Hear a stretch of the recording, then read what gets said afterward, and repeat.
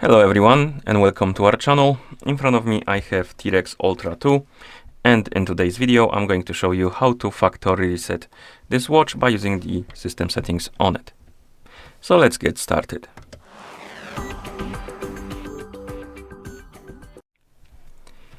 First thing we need to do is to make sure that the battery level on our watch is at least above 20 or 30%, because if the battery dies during the resetting process, it might damage your watch. So make sure that the battery is charged.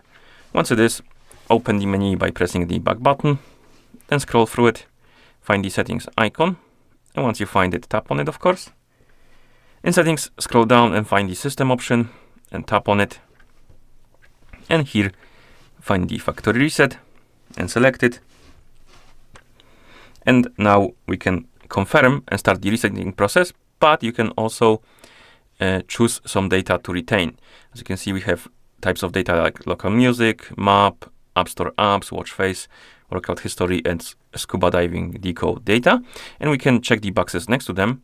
And if you check the box next to the data, it will stay on your watch even though you factory reset it. So if you don't want to lose some of the data, even though you reset your watch, you can check the box and it will stay on your watch after the reset.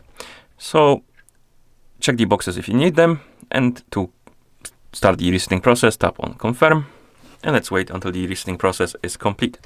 This might take a while, so I'm gonna come back to you once it's done. It should take about, I don't know, maybe a minute, not longer. So see you after it's done.